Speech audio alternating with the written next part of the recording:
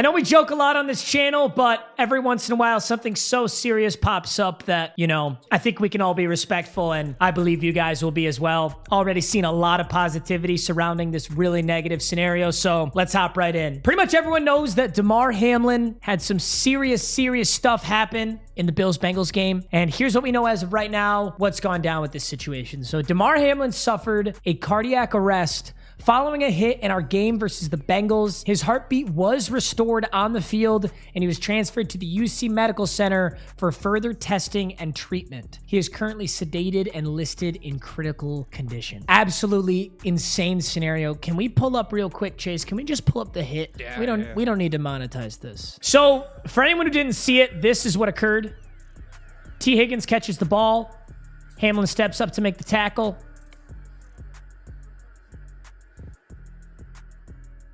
So we all know football is an incredibly contact-driven sport. We all know there are tons of injuries and horrible things can happen in the sport. Nobody who signs up to play football doesn't know that.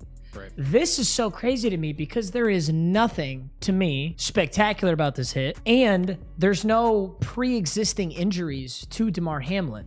He has a little bit better version of it. So he takes a decent hit. Looks like he got helmet to the chest, maybe. He stands up a little wobbly, and then he collapses.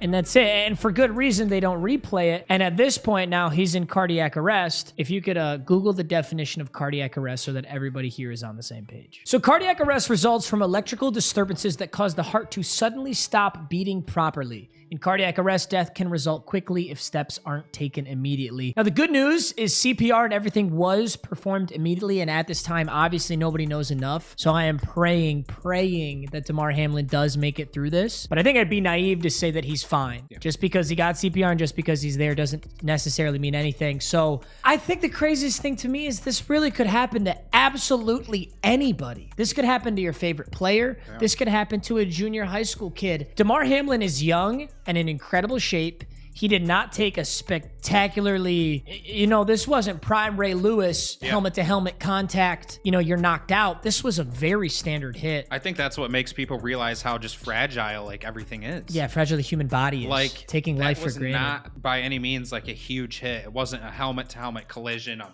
crackback, anything like that. Mm-hmm. Pretty standard hit. Did appear he kind of took the shoulder, kind of to the heart area. He got it right to the chest. Yeah, so... But I mean, you see that same tackle and that same hit 40 times a game in every single game at any level. You see that in D3, D2, D1, and pros. Right. Yeah. It's so sad. I hope he's all right. Now, the two things that arose from this that I think are biggest in the media right now are, number one, the NFL's response to this. So the NFL got heavily criticized because right after this happened, they said, okay, both teams get 5 minutes to warm up and then we're going to resume play. Yep. And I think a lot of people are saying, what the fuck, NFL? This guy might be dead. Why would you ever try to do that? I'm actually, which is weird, I'm going to come to the NFL's defense here. There was another player who got taken to this exact same hospital after a Bengals game, and that was Tua Tagovailoa when he got his concussion, and he got sent to the same hospital, and play did resume. I think with how quickly everything was going on, and honestly how common injuries are in the NFL, I think if anybody making decisions in the NFL actually knew how severe this was, as we do now, I don't think they would have attempted to resume play. Right. But honestly, I hate to say this in such a morbid way, but guys get carted off the field a lot. Yeah. With a lot of different injuries in the NFL. And the people watching this game and understanding how big of a game this was were probably just thinking, this guy's injured, let's get him off the field, let's resume play. And but once it developed, they canceled play. There's so many people involved, like we were talking about, and it's almost to me, I think it was almost maybe a game of telephone. You have one dude saying, oh, he just looks like he's banged up. Then you have another dude saying, this is serious. Then you have another guy saying, we need to resume play. This is a huge game. It's not like Roger Goodell's out there doing CPR. Yeah, there's so many people involved. There's not one person that's just this game's over right now, within the first 30 seconds. Yeah, so me and Chase were talking about that at the gym earlier. Yeah. We were basically I think the NFL is actually getting an unfair amount of flack because from the moment of the injury and the moment that play was ended and the game was postponed / canceled was an hour. I actually think that's a very reasonable amount of time frame to see what happens, assess the situation, tell the networks, tell the teams. Yeah, there's so much There's involved. a lot that goes into this. They this. got commercials lined up for all, there's so many people. Right, and you just got to tell everybody all at once, hey, fuck off. And then like this whole slot where the NFL game's supposed to be played, they got to fill that with something. So they got to get like some announcers to fill in and be like, okay, hey, we got to cover this for the next 3 hours, 4 hours. Like, it almost seemed like people kind of expected like Roger Goodell to be sitting there with this big red button. Right. And it's called cancel game. Yeah. And he can just slap the button and then the screen goes black and then there's no football anymore. That's just not realistic. I think the hour time window was realistic. One thing that I do not think was realistic, and this is the second thing that arose from this situation, was Skip Bayless's tweet. And Skip Bayless under a lot of heat for this tweet. I do think some people are taking it a little bit out of proportion, but the timing and the way he worded this is so dumb.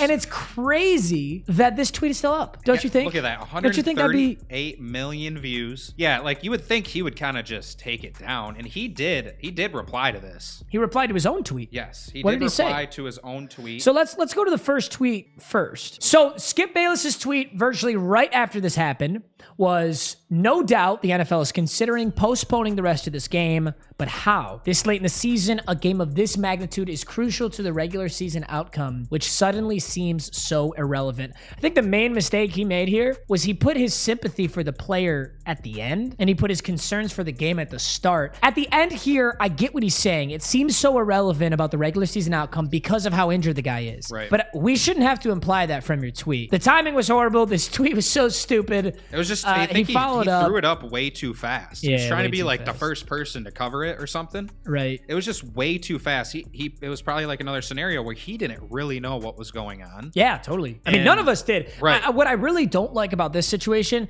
is there's all these like doctor reacts. Yeah. And like doctor checks in and like all these doctor YouTube channels are trying to capitalize off of this. Right. And it's like, okay, you're sitting at home as a doctor assessing what you're seeing on the screen. Yeah. Nobody fucking knows what's going on. The only person who might know is the actual doctor who's actually... Yeah, like the trainers. Like the people who are actually there with Hamlin. Yeah. And I just think it's kind of annoying. And it's kind of reminds me of what Skip is doing here. But this is a very morbid but he does make a good point. Now, if this tweet was tweeted today after condolences and a lot more had been surfaced, I think I'd take better to it. But he makes a very good point. The Bills and the Bengals are playoff contending teams. Yeah. This is a crucial game to determine a playoff seed. Granted, they're both going to the playoffs with their win percentages. I kind of feel like right now the most likely scenario is the game is actually canceled, like entirely canceled. And based off their current win percentages, that will be the playoff seed they get. Yeah. The only other option is what? They replay the game at some random we were time. thinking, do they replay the game 0-0? Do they start exactly where they were, the same score? Right. Do you line it up? I mean, we've done that in franchise and Madden, but it ain't the same thing. Do you line up the ball where the Bengals had it? And I'm just thinking now, has this ever happened before? I've heard of games getting canceled. I've seen it. COVID year, I think games did get canceled. Yeah, for sure. That. But I've never seen a game outright be replayed. Restarted, like from where they left off. Can you Google that? Has an NFL game ever been restarted? Canceled and rescheduled. See, now I can understand canceling a game before it started and then rescheduling it to a later day. Right. There's probably a billion of those. Yeah, Looks like there is. Yeah. Postponed, players strike way back in the day. Pandemic, yep, that was a lot of games for that. And there's us. There's this game. 2023 Bills-Bengals. Referees on the field had initially planned to resume the game after a short 5-minute warm-up, but then the coaches agreed and both teams left the field. The game was postponed shortly thereafter, about 1 hour after Hamlin collapsed. So it is technically in the postponed stage. Yeah. Here's what's so crazy about this. I think, number one, I think it has to be canceled. I don't see any way this game gets replayed. Now, let's say it was week 1. I could see it getting rescheduled to some funky bye week or,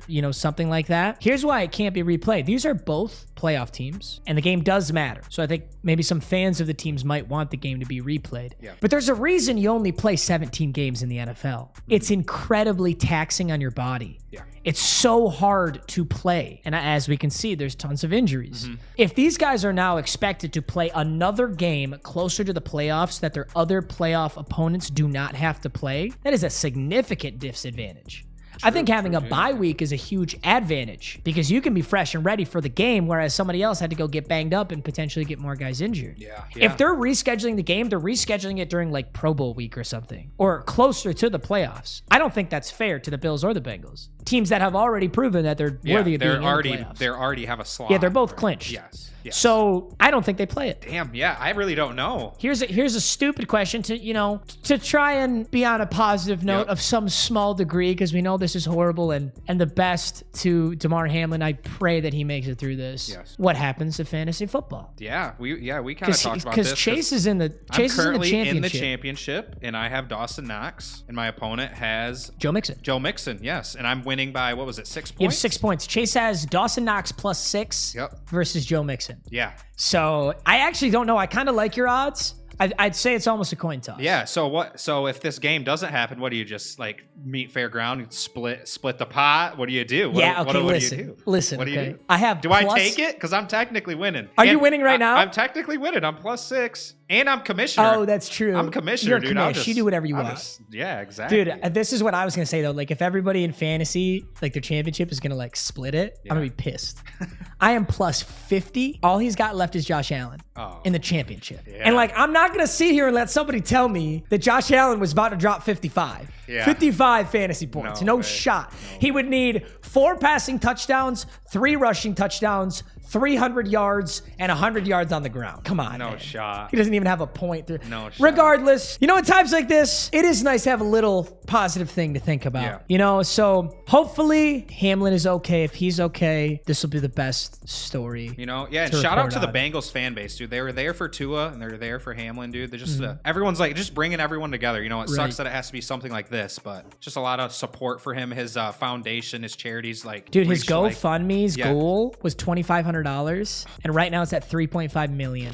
Yeah. Isn't that awesome? That's so sweet. That is incredible. So sweet. Hey, well, prayers up to Damar Hamlin. We're going to take this one step at a time. I'm not going to go watch a doctor react and have him tell me his fucking couch diagnosis of Damar Hamlin. I'm just going to let this story get reported and we'll see it from there. But I'm praying for him and I hope he makes it through. Have a good day, boys. Don't take your life for granted. Go do something awesome today.